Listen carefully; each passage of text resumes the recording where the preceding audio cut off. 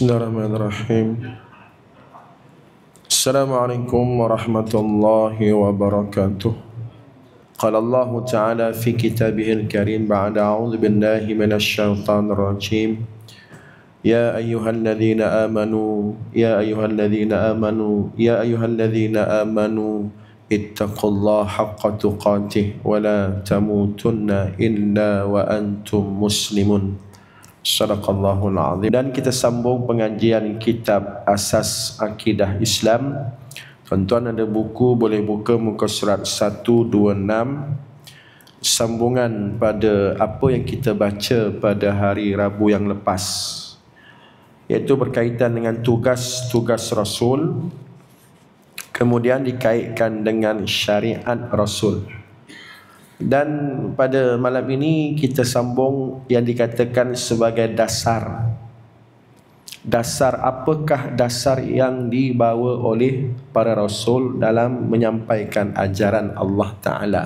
Allah Ta'ala mengamanahkan, memberi tanggungjawab kepada para Nabi dan Rasul untuk menyampaikan agamanya pada dua perkara, iaitu syariat dan akidah. Lagi satu ada, nanti kita baca 1, 2, 3 tu.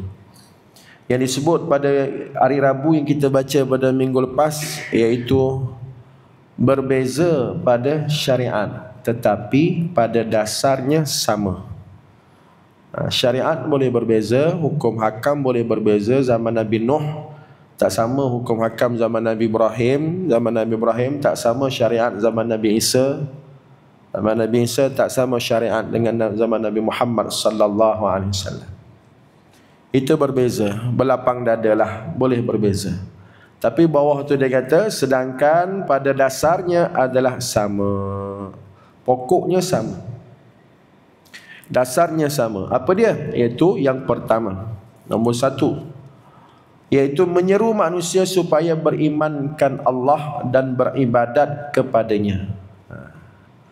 Iaitu menyeru manusia supaya beriman pada Allah dan beribadat kepadanya. Yang ni sama sahaja, mana-mana Rasul, mana-mana Nabi, mana-mana umat, mana-mana zaman. Kalau kata agamanya Islam, maka dasarnya, pokoknya nombor 1 ialah akidah, tauhid. Nombor 1 tu akidah tu, walaupun dia tak sebut nama, dia tak sebut pun kata akidah. Nombor 1 tu tauhid, walaupun tak sebut kata tauhid. Jadi nombor 1 tu ialah tauhid dan akidah, iaitu mengajak manusia supaya berimankan Allah dan beribadat hanya kepadanya. Ibadat hanya kepada Allah, la ilaha illallah, uluhiyahnya. Wa ma umiru illa liya'budullaha mukhlishina lahuddin. Tidaklah aku perintahkan, kata Allah dalam surah Al-Bayyinah. Dalam surah Al-Bayyinah Allah kata wa ma umiru illa liya'budullaha mukhlishina lahuddin. Tidak ada apa pun perintah aku melainkan satu saja perintah, yang namanya semayang, puasa, zakat, haji, yang namanya muamalah, munakahat, yang namanya merintah negara, politik, pendidikan, sosial, ekonomi, itu semua tu perintah Allah satu je, ya'budullah, atas dasar ibadah pada Allah. Politik yang menghambakan diri pada Allah. Ekonomi menghambakan diri pada Allah. Bermasyarakat hambakan diri pada Allah. Allah yang mana? Tuhan yang satu. Itulah akidahnya, itulah tauhidnya, satu. Sama. Zaman mana-mana zaman pun, mana-mana Nabi pun, iaitu menyeru manusia supaya berimankan Allah dan beribadat kepadanya, kepada Allah Ta'ala. Yang kedua, dasar juga sama juga, mana-mana zaman, mana-mana Nabi, mana-mana umat. Yang kedua adalah menentang fahaman syirik dan menyengutukan Allah. Nak lawan yang ni lah. Zaman Nabi Nuh nak lawan syirik pada Allah Ta'ala. Zaman Nabi Ibrahim nak lawan syirik pada Allah Ta'ala. Zaman Nabi Ibrahim, bapak dia pun penyembah berhala. Masyarakat dia pun animism. Apa makna animism? Fahaman yang mendewa-dewakan, yang memuja-mujakan alam. Animism, puja alam. Matahari besar, sembah matahari. Gunung Ganang nampak macam kukuh je, nampak macam kuat je, nampak macam gagah je, sembah gunung. Itu animism. Maka dihantarnya Nabi Ibrahim AS untuk menentang fahaman-fahaman syirik dan fahaman yang menyengutukan Allah. Allah Tuhan, dewa tu pun Tuhan juga, itu syirik. Aku tahulah Allah Tuhan, kata dia. Tetapi berhala pun Tuhan juga, sembah juga, itu syirik. Maka dihantarnya Nabi dan Rasul untuk menentang fahaman-fahaman syirik dan fahaman yang menyengutukan Allah. Itu disebut dalam Quran, faman kana yarju liqa' rabbih falyamal 'amalan salihan wa la yusyrik bi'ibadati rabbih ahada. Ayat terakhir surah Al-Kahfi. Ayat Al-Kahfi, tuan-tuan baca Al-Kahfi ayat terakhir, ayat 110. Allah kata faman kana yarju liqa' rabbih, sesiapa yang mengharapkan pertemuan dengan Tuhannya, mengharapkan bertemu Tuhan dalam keadaan Allah redha, mengharapkan bertemu Tuhan dalam syurga, mengharapkan rahmat redha Tuhan dalam alam akhirat nanti, falyamal amalan salihah, maka beramallah amalan yang soleh, beribadat, ibadat itulah amalan soleh, wala yusyrik, jangan sesekali syirik bi'ibadati rabbih ahada, dengan sesuatu apa pun. Jadi yang kedua apa dia tu? Ibadah. Nombor satu tadi tauhid, akidah. Tauhid dan akidah. Yang nombor satu tadi sembah Allah tadi, beriman pada Allah tadi. Nombor satu tadi beriman pada Allah, itulah tauhidnya, itulah akidahnya, wajib dibuktikan. Iman tanpa bukti bohong. Atau iman tanpa amal bohonglah. Beriman dengan Allah, aku percaya Allah ada, tapi tidak beramal, tidak salat, tak sembahyang, bohong, tak sembah Tuhan pun, kata percaya Tuhan. Jadi sebab tu datangnya nombor dua.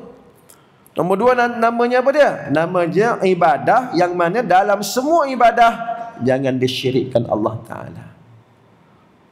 Sembayang tu ibadah. Sembah siapa? Sembah Allah. Berhala pun sembah juga.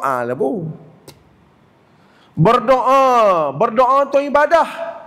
Doa minta dengan siapa? Minta dengan Allah. Tiba-tiba doa minta dengan kubur, minta juga. Minta dengan bomoh, minta juga.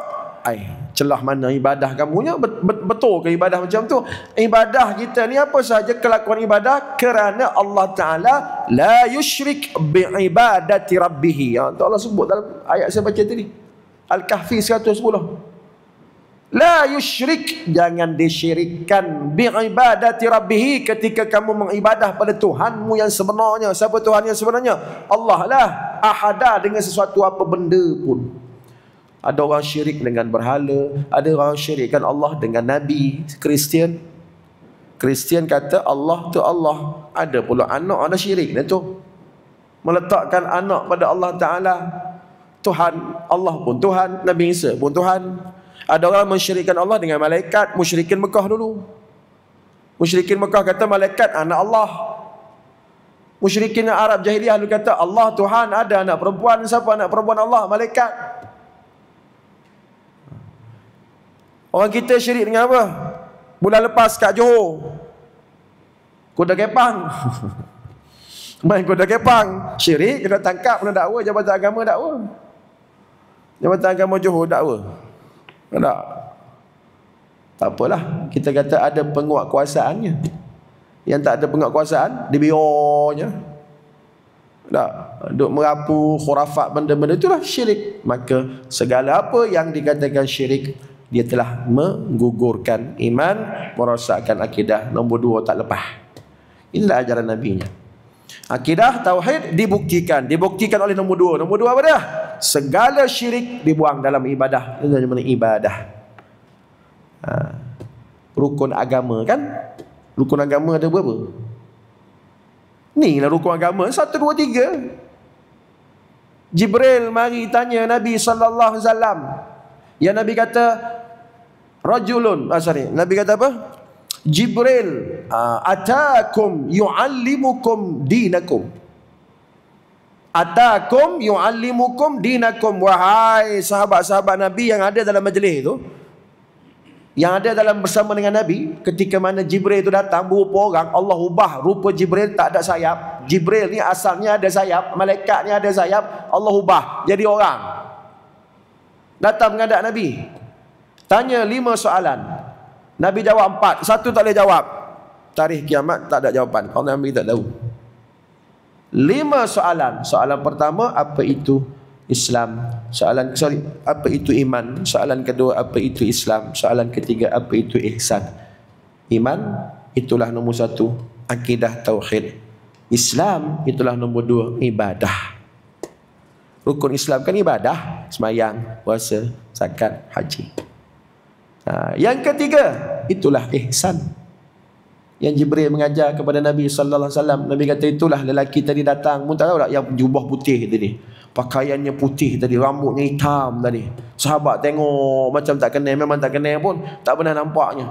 Maka Nabi kata, itulah Jibril atakum, datang pada kamu, yu'allimukum dinakum, mengajar pada kamu. Bukan mengajar pada Nabi, Nabi tahu dah. Bukan Jibril nak mengajar Nabi, Nabi dah tahu dah. Sebab tu Nabi boleh jawab. Kecuali 1 soalan benda gaib. Gaib Nabi tak tahulah. Bila kiamat, tarikh kiamat tak ada siapa tahu kecuali Allah. 4 soalan lain Nabi jawab. Tanda kiamat Nabi jawab. Apa itu iman? Nabi jawab. Apa itu Islam? Nabi jawab. Apa itu ihsan? Nabi jawab. Nabi tahu dah. Jibril datang untuk mengajar kamu, wahai sahabatku, yu'allimukum dinakum, mengajar tentang agama kamu. Jadi din agama ni, ad-din agama tu 3 pokok asas. Ni ulang balik dalam kitab ni. Tauhid akidah nombor 1. Yang kedua Islam. Islam itulah ibadah, rukun Islam semua ibadah. Dan yang ketiga menyeru manusia supaya melakukan kebaikan dan menyeru manusia supaya melakukan kebaikan dan berpekerti mulia. Itulah ihsan. Ihsan melakukan kebaikan.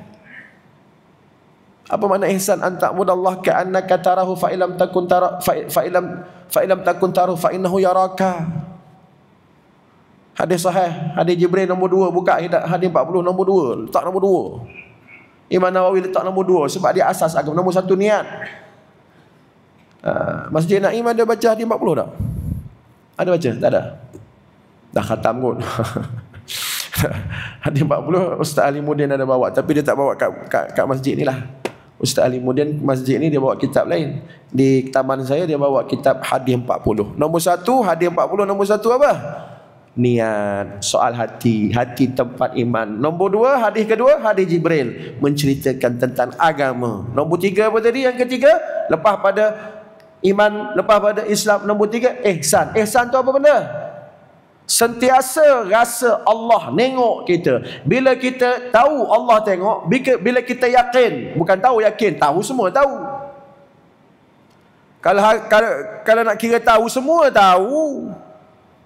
Allah nampak tahu tapi tak yakin. Bukti tak yakin, dia buat dosa. Tak macam CCTV. Tak ada CCTV. Beria je sekali kata ada CCTV. Mulalah jaga-jaga. Sedangkan CCTV Allah 24 jam. Itulah ihsan. Kamu beribadah seumpama kamu nampak Tuhan, kamu nengok Tuhan. Dan kalau tak nampak, memang tak nampak pun, yakinlah Allah yang nampak kamu. Bila Allah nampak, maka dia pun sentiasa menjaga pekerti dia. Itulah akhlak. Itulah pekerti. Akhlak menyeru manusia supaya melakukan kebaikan dan berpekerti mulia. Dalam Quran surah Al-Hajj, boleh rujuk surah Al-Hajj ayat 77. Kebetulan saya ada baca kitab tafsir surah Al-Hajj di surah Al-Mudathir, taman karantina, taman saya, belakang rumah saya. Tafsir surah Al-Hajj, ujung surah Al-Hajj ayat 77. Waf'alul khaira la'allakum tuflihun. Buatlah baik, kata Allah. Waf'alul khaira, buatlah kebaikan. Itulah akhlak. La'allakum tuflihun, moga-moga. Ataupun sebahagian ulama tafsir, pasti dengan kebaikan itu, confirm kalau mau buat baik, la'allakum tuflihun, kamu menjadi orang yang beruntung, berjaya. Tuflihun, orang yang mendapat keuntungan kalau kita buat baik. Tak, untung atas dunia, untung dalam kubur, untung di mahsyar, untung di syurga, untung di akhirat. Apa dia? Waf'alul khairah, kebaikan. Kebaikan itulah akhlak.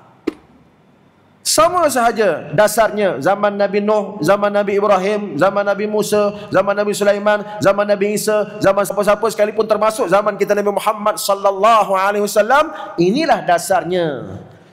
Iman, Islam dan akhlak, ataupun perkataan lain tauhid, Islam, iman, Islam dan ihsan, ataupun perkataan lain tauhid, ibadah dan akidah ibadah dan akhlak, perangai elok.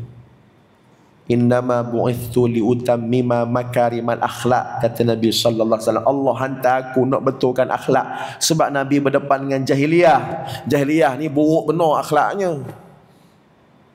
Nak memanusiakan manusia, meletakkan nilai manusia kepada manusia, sebab hak masuk neraka Jahannam tu semua binatang. Bukan semua binatang orang, tapi Allah kata ulaika kal an'am, macam binatang. Surah Al-A'raf 179. Boleh buka surah Al-A'raf 179. Aku isi neraka Jahannam ni orang yang bagaimana? Tidak menggunakan akal, tidak menggunakan nikmat penglihatan, tidak menggunakan nikmat pendengaran. Orang jenis mana tu? Kal an'am, macam binatang. Jadi dia hantarnya Nabi supaya memanusiakan manusia. Waktu orang tua-tua dulu, orang Kelantan lah, orang sini tak tahulah. Orang tua-tua dulu dia kata, alhamdulillah anak-anak dia tu semua jadi orang. Jadi orang, dia kata. Kecek Kelantan lah orang tua-tua. Oh, jadi orang belaka.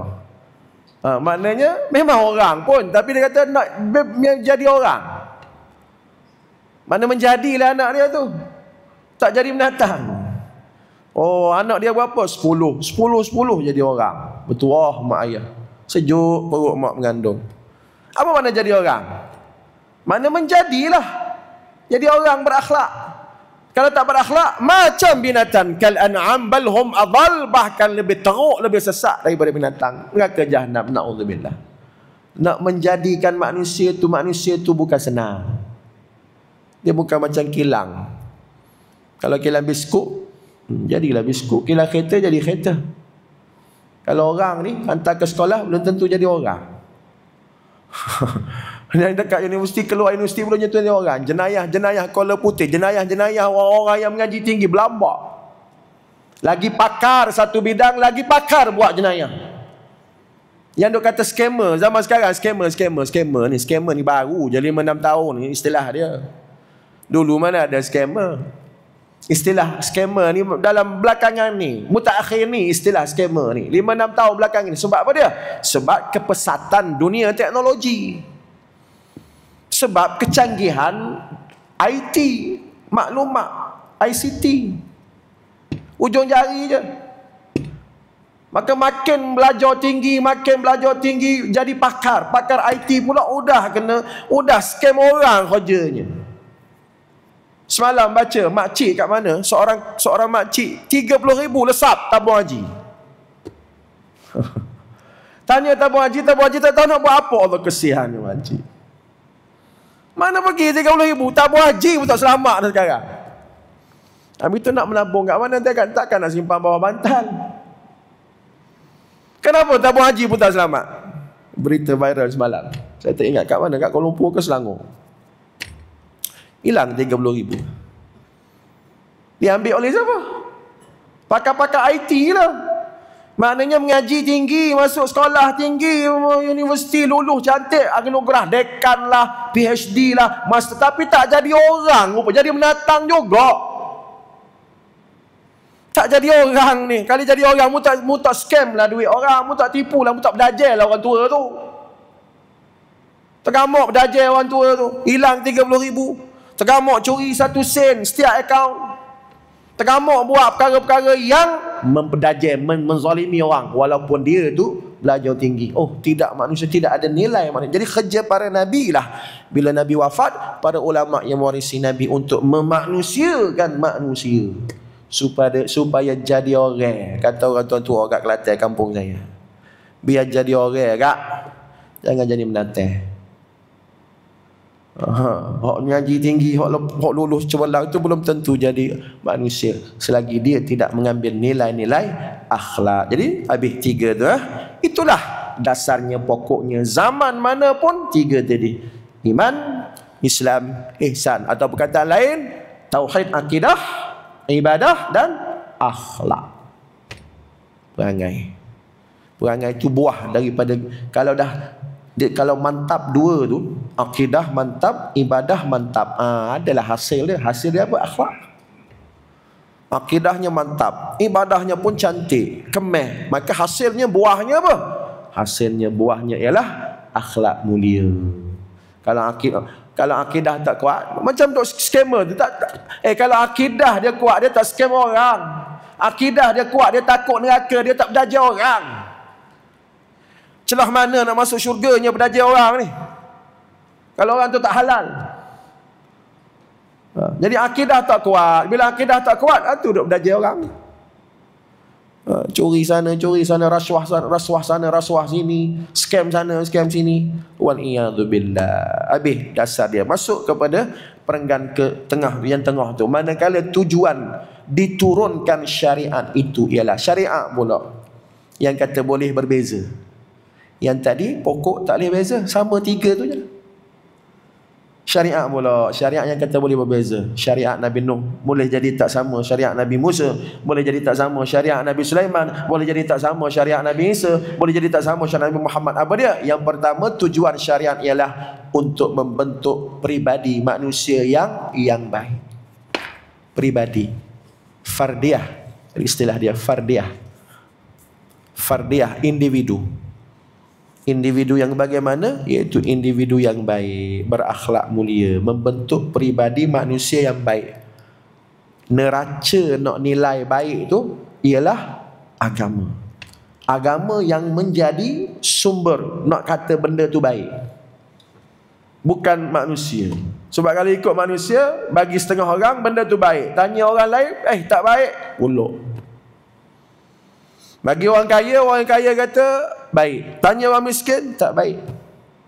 Dia bukan neraca kepada manusia. Allah Ta'ala mizan dia, mizan dia adalah Allah Ta'ala melalui Quran, dan neraca dia Nabi melalui hadis Nabi Sallallahu Alaihi Wasallam. Walaupun seluruh manusia kata benda tu elok, bila Allah Rasul kata tak elok juga. Atau sebaliknya, walau seluruh manusia kata elok je, ramai je buat, satu kampung buat, satu negeri buat benda ni, tapi Allah dan Rasul kata tak elok, tetap tidak elok. Itu dikatakan manusia yang baik. Perincian lain lagi untuk membentuk peribadi manusia yang baik. Apa lagi perincian, pendetailan manusia yang baik bagaimana? Iaitu 2 hubungan. Hubungan dengan Allah dan hubungan dengan manusia. Hablum minallah wa hablum minan nas. Kalau salah satu fail, dia bukan orang baik. Salah satu tak cantik. Contoh, dengan orang elok je, tapi dengan Allah tak semayang, dia bukan orang baik. macam liberal dok kata, tak apalah tak semayang pun, tak apalah tak tutup aurat pun. Tak, janji dia hatinya baik, tak senyum dengan kawan-kawan, belanja jiran makan, tak baik dengan kawan-kawan jabat. Tapi dengan Allah, dengan Tuhan tak semayang. No, dia bukan orang baik. Ni maksud manusia baik. Quran sebut dalam surah apa, saya tak ingat, Al-Maidah ke apa? Al-Maidah kalau tak silap saya lah. Duribat ala Ali Imran, surah Ali Imran. Duribat alaihimudz zillatu aynama thuqifu illa bihablin minallah wa hablin minan nas. Surah Ali Imran. Mereka ditimpa kehinaan, confirm akan hina di sisi Allah. Allah pandang hina. Duribat alaihimudz zillah, akan ditimpa kehinaan, Allah pandang hina, kecuali jaga 2 ni. Ada 2 ni, mulialah kamu. Tak ada 2 ni, ataupun hanya 1 sahaja, adzillah, kehinaan di sisi Allah. Apa dia? Bihablim minallah, hubungan dengan Allah cantik, semayang kita, akidah kita, iman kita. Wahablim minan nas, dengan orang pun cantik juga muamalah kita. Ada orang semayang tak tinggal, Tapi mengumpat popek ngata orang, nuduh orang, tak tinggal juga. Dia bukan orang baik. Kaki masjid belum tentu baik sebab dia makan harta anak orang, contoh. JK masjid lagi. Orang kuat masjid lagi. Tengok makan harta anak yatim. Dajal orang, melibatkan orang, tak lepas. Oh, dia bukan orang baik. Menurut para ulama yang memperincikan apakah peribadi manusia yang baik, Quran pun sebut hablum minallah, hubungan dengan Allah cantik, wa hablum minan nas, hubungan sama manusia pun kena cantik juga. Ada riwayat menyebut orang mati syahid pun tak boleh masuk syurga kerana masalah sengaja tak bayar hutang. Hutang melibatkan hablum minan nas. Hablum minan nas hutang tu. Tak, ayat Quran paling panjang apa dia? Bukan bab politik, bukan bab semayang, bab hutang. Al-Baqarah atas sampai bawah, satu muka surat penuh, satu ayat je pun, tapi daripada atas sampai bawah panjangnya. Ayat Quran paling panjang daripada atas sampai ke bawah, panjang lebar. Cerita apa? Hutang. Jaga-jaga bab hutang. Belajar orang juga pun tak bayar hutang, sengaja tak bayar hutang, duit belambak tak bayar hutang, tak lepas hablum minan nas, walaupun dia dengan Allah cantik. Yang nombor satu apa dia? Peribadi manusia yang baik. Apa makna peribadi manusia tu? Individu tu baik. Baik yang bagaimana? Dia punya neracanya agama, Allah dan Rasul menetapkan baik itu, dan hubungan Allah. Dua hubungan dengan Allah dan hubungan sesama manusia. Yang kedua, syariat. Dia pergi lebih luas lagi. Yang kedua, syariat mana-mana zaman pun ialah membentuk masyarakat yang baik. Yang tadi fardiah, istilah dia lah, istilah je pun. Fardiah tu peribadi. Yang dua ni ijtimaiyah. Orang putih kata society, kemasyarakatan. Ataupun lagi satu perkataan community, boleh juga. Community boleh, society boleh, kemasyarakatan, membentuk masyarakat yang baik, bersatu padu, muhibbah. Salah satu gagasan dalam Malaysia Madani. Malaysia Madani yang baik tu baik, kita pujilah. Juga dalam zaman arwah Tun Pak Lah dulu. Zaman arwah Tun Pak Lah, dia bawa apa? Zaman dia merintah, dia kata apa? Islam, kau dah tak ingat ke? Islam Hadari. Zaman arwah Tun Abdullah Badawi merintah dulu, Islam Hadari. Salah satunya ialah Hadari dengan Madani tak jauh beza. Zaman Pak Lah dulu Hadari. Mari zaman PMR ni Madani, tak jauh. Hadari daripada perkataan hadarah. Hadarah mana ketamadunan. Hadarah tu ketamadunan, tamadun tu daripada perkataan madani. Sama lebih kurang. Cuma madani ni dia lebih kepada pembangunan, membangun, maju. Bertamadun, membangun dan maju. Jadi masyarakat yang bagaimana? Masyarakat yang baik, ummah yang baik, maju. Yang tidak ketinggalan. Bukan ummah yang baik ni duduk di masjid je, perkembangan dunia tak ikut. Teknologi tak ikut, tak mahunya. Ummah yang baik dalam makna semua segi. Bak dunia pun terbaik, bak akhirat pun terbaik. Kalau istilah Al-Quran, Quran kata apa? Ummatan wasata. Wasata tu zaman Datuk Najib pula, wasatiyah. Jangan main-main, Perdana Menteri kita masing-masing ada istilah dia. Ummatan wasata, umat pertengahan, wasata. Zaman Datuk Najib mengatakan wasatiyah kan. Ummatan wasata, umat pertengahan. Makna kata apa? Tidak tenggelam dengan dunia dan tidak tumpu akhirat aja. Tak mau semata dunia. Tak mau. Ada orang semata-mata dunia, tenggelam dengan dunia, lalai leka dengan dunia, langsung tak ingat mati. Kepala otak asyik nak kaya je, nak mewah je, nak dunia je, langsung lupa lubang kubur, tak ingat langsung alam barzah, tak ingat langsung mahsyar, tak ingat langsung syurga neraka. Dosa pahala tak peduli. Itu golongan satu, golongan dunia. Golongan kedua, akhirat. Tak peduli dunia. 24 jam kat masjid. Subhanallah. Apa berlaku kat luar kat dunia, tak peduli. Teknologi pun tak ikut. Tak tahu apa. Tak mau juga. Jadi kita orang Islam yang Allah suruh ummatan wasata, pertengahan, duk tengah-tengah. Jangan tenggelam dengan dunia dan jangan hanya menumpukan akhirat sehingga dunia ni kafir yang ambil. Tak.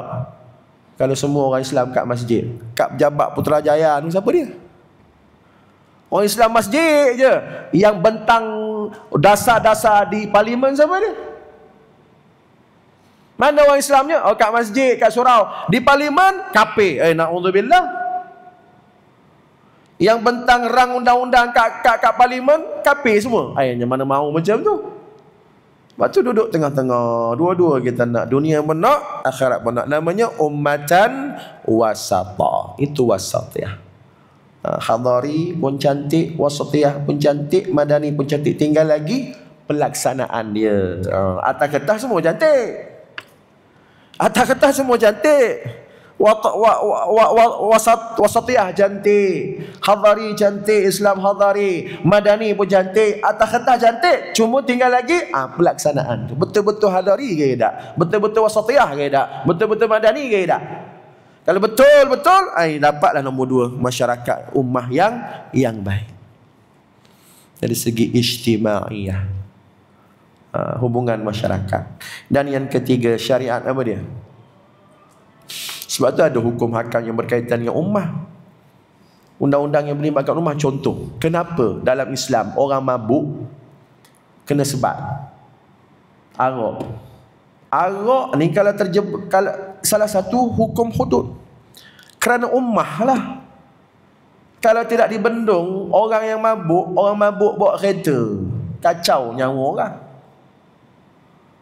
Saya bagi contoh tak, masyarakat, syariat, undang-undang, hukum hakam, adanya hukum hudud. Kenapa? Adanya hukum munakahat. Kenapa? Bayangkan kalau tak ada munakahat, zina berleluasa. Kalau tak ada nikah kahwin, kalau tak ada hukum munakahat nikah kahwin, zina berleluasa. Entah anak siapa lah ni. Rosak masyarakat. Datang syariat untuk membentuk masyarakat yang baik. Arak kalau tak dibendung, mabuk sana, mabuk sini, bawa kereta pun mabuk, langgar anak orang, mati bini orang, mati suami orang. Maka datang hukum hudud, siapa-siapa mabuk sebat. Cuma kita tak buat lah kat Malaysia ni. Bila nak buat tak tahu. Hudud tak buat lagi. Menyebat orang-orang yang mabuk. Sebagaimana orang zina macam tu juga, menyebat orang yang zina, potong tangan pencuri kalau dibiarnya pencuri. Lantaklah kamu nak mencuri. Tidak terjaga harta benda, tidak terjaga akal. Sebab tu jaga harta, jaga akal, jaga nasab, jaga keturunan, jaga maruah. Itu semua dalam syariat. Nombor 2 lah tu. Sebenarnya kalau perincian dia pecah banyak lagi. Itu nombor 2 tu, masyarakat yang baik. Masyarakat yang baik nak jaga, macam mana nak membentuk masyarakat yang baik? Kena jaga 5 perkara tadilah. Jaga akal masyarakat. Jangan jadi mabuk. Mabuk ni tak terjaga akal, rosak akal. Jaga harta. Kalau semua terjaga hartanya, aman dunia ni. Orang tak kacau. Aku tak kacau hartamu, mu tak kacau harta aku. Jaga harta. Sebab tu mencuri kena potong tangan.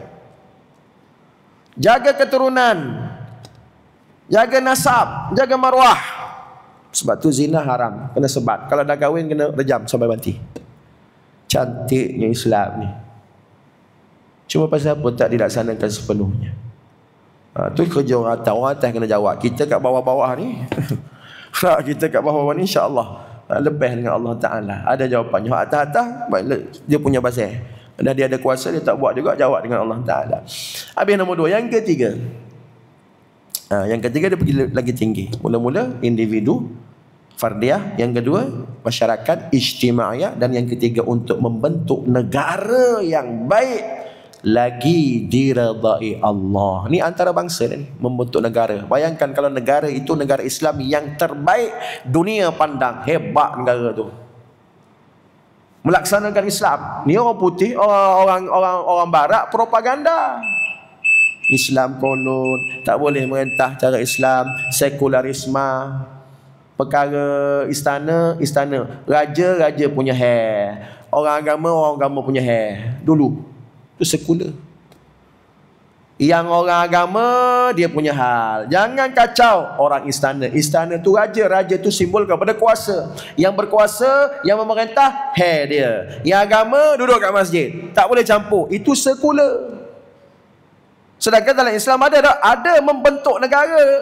Islam bukan agama yang memisahkan politik dan pemerintahan dengan agama.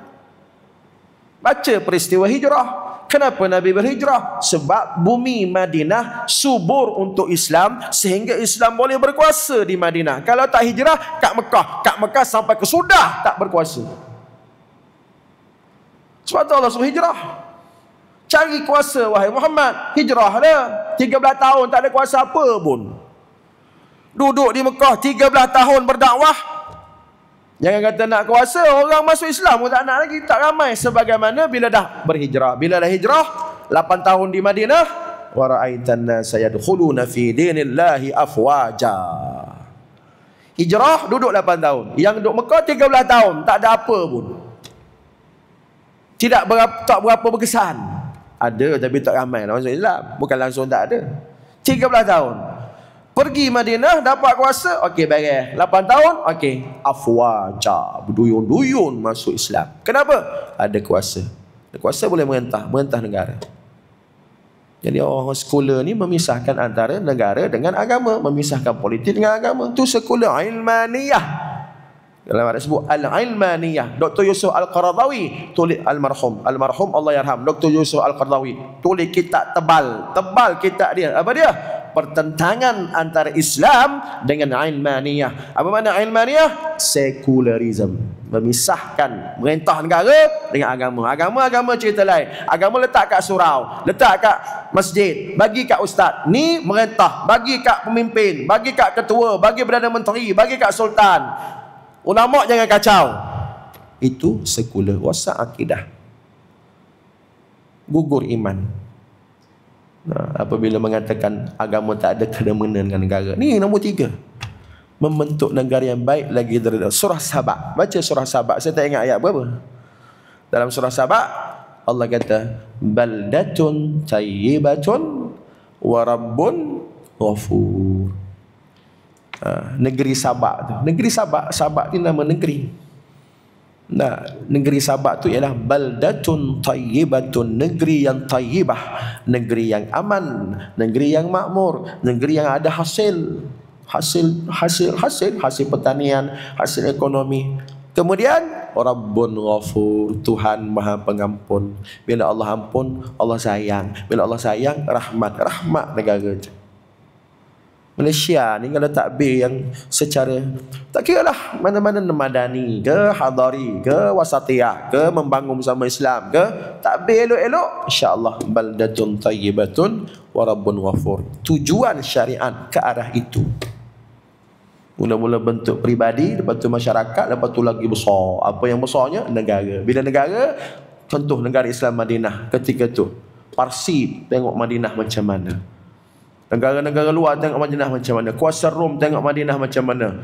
Pembesar Parsi, pembesar Rom tengok Madinah macam mana. Hebat. Ini negara Islam, orang putih tengok macam mana. Amerika tengok macam mana. Tengok selekeh. Tak ada apa sebab tidak ada negara yang benar-benar melaksanakan pemerintahan Islam. Yang ada negara umat Islam tu je. Negara yang penduduknya Islam. Itulah makna dia. Negara Islam tu apa? Negara Islam ialah negara yang penduduknya beragama Islam. Sebenarnya negara Islam ialah negara yang melaksanakan pemerintahan undang-undang Islam tu. Hakikat dia macam tu. Negara Islam tu apa? Negara yang melaksanakan pemerintahan undang-undang syariat Islam. Tapi yang berlaku negara Islam tu apa? Negara yang penduduknya beragama Islam. Tu je lah. Baik, Isyak dah masuk. Sebagai penutup, habis dah perenggan bawah tu. Saya nak berhenti dah. Isyak dah masuk dah ni. Sebagai penutup perenggan terakhir. Oleh itu manusia ditugaskan menyambung tugas-tugas yang dibawa oleh Rasul. Yang ni berat ni. Rasul dah wafat. Nabi semua dah tak ada. Habis tu siapa nak sambungnya? Para sahabat. Sahabat pun seorang semua dah tak ada dah. Sahabat terakhir yang meninggal Anas bin Malik. Lepas tu tak ada dah sahabat. Lagi tabi'in pun tak ada dah. Lagi sekarang ni tabi'in. Kita dah tu. Para ulama yang menyambung tugas Nabi. Dan umat-umat Muhammad yang sayang pada Nabi sambung tugas sampai kalau walaupun satu patah saja. Beliau ani walau ayah.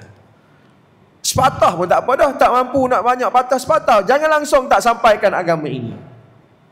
Jangan langsung tak menyambung tugas-tugas untuk membentuk peribadi manusia, masyarakat yang baik, negara yang baik. Dan mesti dan memikul amanah tanggung sebagai khalifah. Itulah khalifah. Inni ja'ilun fil ardi khalifah. Apa makna khalifah? Yang memakmurkan muka bumi Allah Ta'ala. Sehebat malaikat, Allah tak bagi pada malaikat. Sebab malaikat ni tak sesuai untuk jadi khalifah. Dia tidak ada kemampuan. Jadi Allah pilih Nabi Adam. Inni ja'ilun fil ardi khalifah. Buat Nabi Adam, maka Nabi Adam, keturunan dia, cucu cicit dia, generasi lepas pada dia ni, manusia berkembang biak manusia. Itulah khalifah yang memakmurkan bumi. Dan mesti menunaikan hak-hak amanah selaku generasi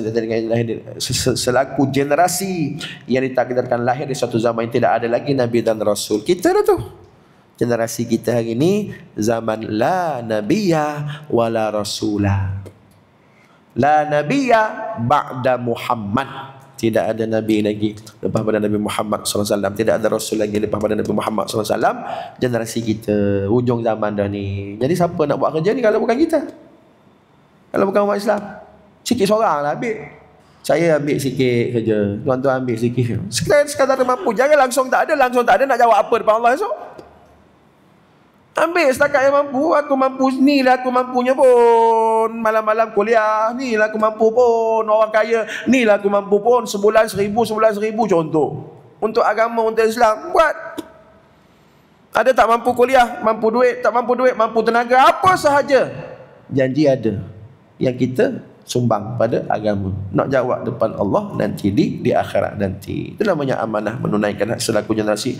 Dan kita bertanggungjawab pula menyerahkan amanah kepada generasi yang akan datang. Sebagai penutup ayat Quran. Jadi tajuk ini, bab ini selesai. Habis tajuk ini ditutup dengan ayat Quran. A'udzubillahi minasyaitonirrajim.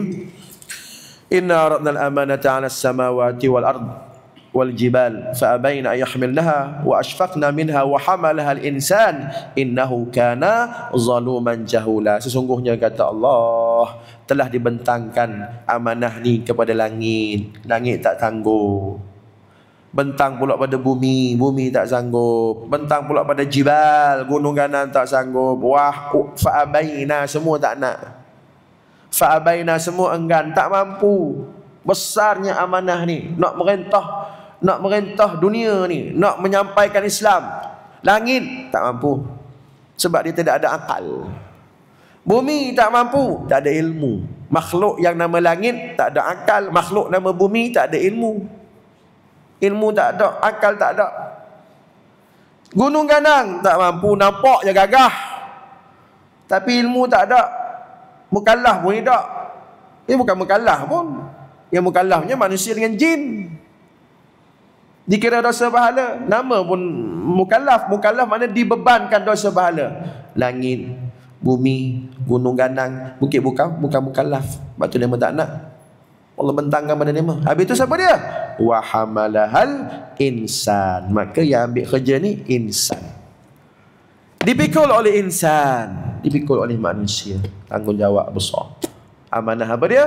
Kerja-kerja khalifah dan kerja ibadah. Dua. Wa ma khalaqtul jinna wal insa illa liya'budun. Aku tak buat seekor jin pun, aku tak buat seorang manusia pun, melainkan jin dan manusia itu liya'budun, beribadah. Jadi amanah yang pertama ibadah. Apa sahaja kerja buat kita niat ibadah lillahi ta'ala. Yang kedua, khalifah. Jadi khalifah, rumah tangga paling kecil, unit yang paling kecil, rumah tangga. Para bapa, saya sebagai bapa, tuan-tuan sebagai bapa, saya sebagai suami, tuan-tuan sebagai suami, merentahlah dulu rumah tangga tu. Anak bini kita macam mana? Semayang ke tak? Tutup aurat ke tak? Baca Quran ke tak? Tu khalifah, tu unit yang paling kecil. sebelum pergi kepada negara, ummah besar, tugas khalifah, amanah Allah Ta'ala. Tetapi ayat ini ditutup dengan innahu kana zaluman jahula. Tapi yang berlakunya ialah sebahagian manusia itu zalim. Zalim maknanya tak tunai amanah pun, tak jadi khalifah pun, rumah tangga pun tak mampu, mu tak ajar pun anak dia sembahyang, bini dedah aurat, dayus pula dah suami ni, selamba je bini pakai skirt depan orang ramai. Contoh suami-suami dayus, itu kata zaluma, zalim. Dalam rumah tangga pun tak lepas. Rakyat, kerajaan merintah, rakyat tak peduli. Ramai mana lagi rakyat tak cukup makan, kerajaan tak peduli. Contoh zalim. Jahula, bukan setakat zalim, jahil. Jadi kita muhasabah, termasukkah kita dalam kalangan yang Allah kata aku bagimu amanah, aku bagimu jadi khalifah, tapi mu zalim, mu tak guna sebaik mungkin akal kamu untuk menjadi khalifah, sehingga mu zalim dan jahil, mu tak mengaji, mu jahil.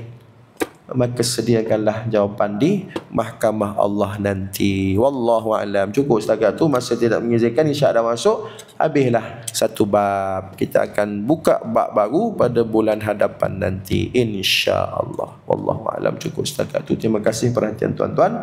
Semoga apa kita baca kita faham dan kita amalkan sama-sama, dan Allah masukkan kita dalam kalangan orang-orang yang beruntung apabila kita menjadi khalifah yang sebenar-benarnya menjalankan amanah Allah. Wallahu a'lam. Aqulu qawli hadza astaghfirullahal azim li wa lakum wa billahi taufiq hidayah. Assalamualaikum warahmatullahi wabarakatuh.